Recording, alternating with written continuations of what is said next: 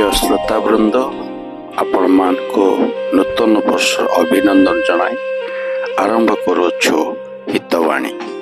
ମୁଁ ସଦାପ୍ରଭୁଙ୍କ ଉଦ୍ଦେଶ୍ୟରେ ଗାନ କରିବି, କାରଣ ସେ ମୋର ପ୍ରଚୁର ମଙ୍ଗଳ କରିଅଛନ୍ତି। ଗୀତ ଲେଖକ ଅତି ସୁନ୍ଦର ଭାବରେ ପ୍ରଭୁଙ୍କ ଉଦ୍ଦେଶ୍ୟରେ ଆଉ ସେ ପ୍ରଶଂସା କରି ପ୍ରଭୁଙ୍କର ସ୍ତୁତିବାଦ କରନ୍ତି। ପ୍ରଶଂସା କରୁ କରୁ ତାହାଙ୍କ ପ୍ରାଙ୍ଗଣରେ ପ୍ରବେଶ କର, ତାହାଙ୍କର ସ୍ତବ କର ଓ ତାହାଙ୍କ ନାମର ଗୁଣାମଦ କର। ପ୍ରିୟମାନେ, ପ୍ରଭୁଙ୍କୁ ଆମେ ଧନ୍ୟବାଦ ଦେବା, ସ୍ତୁତି କରିବା, କାରଣ ସେ ମଙ୍ଗଳମୟ, ତାହାଙ୍କ ଦୟା ଅନନ୍ତ କାଳ ସ୍ଥାୟୀ।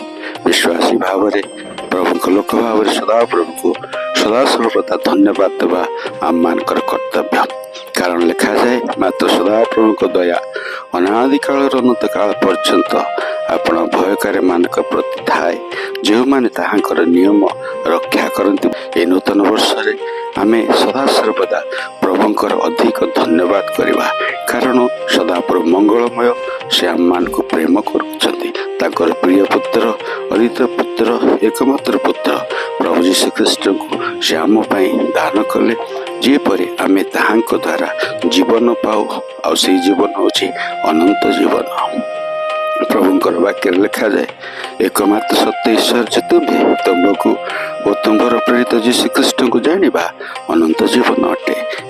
ପ୍ରଭୁ ଯୀଶୁଖ୍ରୀଷ୍ଟ ଈଶ୍ୱରଙ୍କର ସୁସମାଚାର ଘୋଷଣା କରି ସମସ୍ତ ପ୍ରଦେଶରେ ସେ ଗମନାଗମନ କରି କହିବାକୁ ଲାଗିଲେ, କାଳ ସମ୍ପୂର୍ଣ୍ଣ ହେଲାଣି, ଈଶ୍ୱରଙ୍କ ରାଜ୍ୟ ସନ୍ନିକଟ, ମନ ପରିବର୍ତ୍ତନ କର ଓ ସୁସମାଚାର ବିଶ୍ୱାସ କର।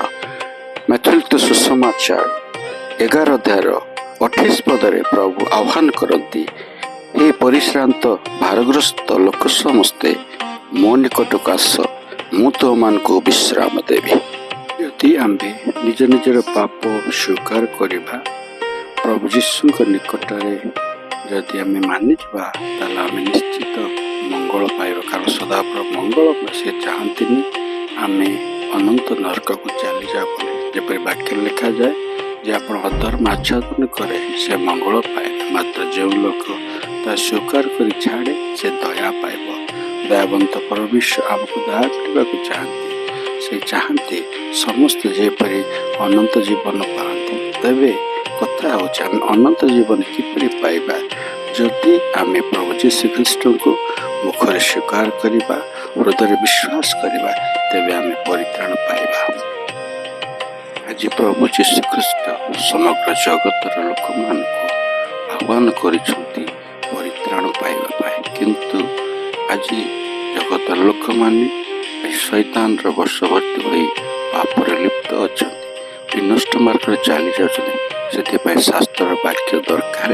ପ୍ରଭୁଙ୍କର ବାକ୍ୟରେ ଲେଖାଯାଏ, ଈଶ୍ୱରୀୟ ପ୍ରତ୍ୟାଦେଶ ଅଭାବରେ ଲୋକମାନେ ବିନଷ୍ଟ ହୁଅନ୍ତି, କିନ୍ତୁ ପ୍ରଭୁ ଚାହୁଁଛନ୍ତି ସମସ୍ତ ଜଗତର ଲୋକମାନଙ୍କୁ ମନ ପରିବର୍ତ୍ତନ କରି ଅନନ୍ତ ଜୀବନ ପାଇବା ନିମନ୍ତେ। ଏହି ଅନନ୍ତ ଜୀବନ ତେବେ ଆମେ କିପରି ପାଇପାରିବା? ପ୍ରଭୁଙ୍କର ବାକ୍ୟରେ ଲେଖାଯାଏ, ଯଦି ଆମେ ପ୍ରଭୁ ଯୀଶୁଖ୍ରୀଷ୍ଟଙ୍କୁ ମୁଖରେ ସ୍ୱୀକାର କରିବା, ହୃଦୟରେ ବିଶ୍ୱାସ କରିବା, ତେବେ ଆମେ ପରିତ୍ରାଣ ପାଇପାରିବା। ଯେ ଆପଣ ଅଧର୍ମ ଆଚ୍ଛାଦନ କରେ, ସେ ମଙ୍ଗଳ ପାଏ ନାହିଁ, ମାତ୍ର ଯେଉଁ ଲୋକ ତା ସ୍ୱୀକାର କରି ଛାଡ଼େ, ସେ ଦୟା ପାଇବ। ଆଜିର ଏହି ବିଷୟବସ୍ତୁ ଆମେ ଆଲୋଚନା କରିଥିଲେ ସଦାପ୍ରଭୁ ମଙ୍ଗଳମୟ। ତେଣୁ ପରମେଶ୍ୱର ଚାହାନ୍ତି ପ୍ରତ୍ୟେକ ମଙ୍ଗଳ ପାଇବା ପାଇଁ, କିନ୍ତୁ ଆଜି ମନୁଷ୍ୟ ଅସମର୍ଥ। ତାର କାରଣ ହେଉଛି ପାପ। ସେ ପାପକୁ ଛାଡ଼ି ପାରୁନାହିଁ। କିନ୍ତୁ ଆମେ ଯଦି ପ୍ରଭୁ ଯୀଶୁଖ୍ରୀଷ୍ଟଙ୍କୁ ମୁଖରେ ସ୍ୱୀକାର କରି ପ୍ରଭୁ ବୋଲି ମାନିବା, ଆଉ ଈଶ୍ୱର ତାହାଙ୍କୁ ମୃତ୍ୟୁମାନଙ୍କ ମଧ୍ୟରୁ ଉଠାଇଛନ୍ତି ବୋଲି ହୃଦୟରେ ବିଶ୍ୱାସ କରିବା, ତେବେ ନିଶ୍ଚିତ ପରିତ୍ରାଣ ପାଇବା। କାରଣ ଆମର ସ୍ୱୀକାରୋକ୍ତି ପ୍ରଭୁଙ୍କ ନିକଟରେ ନିହାତି ଦରକାର। ଯେତେବେଳେ ଆମେ ମୁଖରେ ଯୀଶୁଙ୍କୁ ପ୍ରଭୁ ବୋଲି ସ୍ୱୀକାର କରିବା, ଆଉ ଈଶ୍ୱର ତାହାଙ୍କୁ ମୃତ୍ୟୁମାନଙ୍କ ମଧ୍ୟରୁ ଉଠାଇଛନ୍ତି ବୋଲି ହୃଦୟରେ ବିଶ୍ୱାସ କରିବା, ତେବେ ଆମେ ପରିତ୍ରାଣ ପାଇବା। ଏହି ଆଜିର ସନ୍ଦେଶ ଅଟେ। ତେଣୁ ପ୍ରିୟ ବନ୍ଧୁ, ପ୍ରଭୁ ଆପଣ ସମସ୍ତଙ୍କୁ ଆଶୀର୍ବାଦ କରନ୍ତୁ। ଏହି ନୂତନ ବର୍ଷରେ ଗୋଟିଏ ନୂତନ ହୃଦୟ ନେଇ ଆମେ ପ୍ରଭୁଙ୍କୁ ପାଇବା ନିମନ୍ତେ ଚେଷ୍ଟା କରିବା। କାରଣ ପ୍ରଭୁ ଚାହାନ୍ତି ସମସ୍ତଙ୍କୁ ଅନନ୍ତ ଜୀବନ ଦେବା ନିମନ୍ତେ। କାରଣ ସଦାପ୍ରଭୁ ମଙ୍ଗଳମୟ ଅଟନ୍ତି। ସେ ମଙ୍ଗଳକାରୀ। ଏହି ବର୍ଷଟି ଆପଣମାନଙ୍କ ପାଇଁ ବହୁତ ଆଶୀର୍ବାଦର ବର୍ଷ ହଉ। ପ୍ରଭୁ ପରମେଶ୍ୱର ଆପଣଙ୍କୁ, ଆପଣଙ୍କ ପିଲାମାନଙ୍କୁ, ଆପଣଙ୍କ ପରିବାରକୁ ବହୁଳ ଭାବରେ ଆଶୀର୍ବାଦ କରନ୍ତୁ। ଏହା ହିଁ ମୋର ପ୍ରାର୍ଥନା ଅଟେ। ଆଜିର ହିତବାଣୀ କାର୍ଯ୍ୟକ୍ରମକୁ ଏଇଠି ରଖି ଆପଣମାନଙ୍କର ବିଦାୟ ନେଉଛି।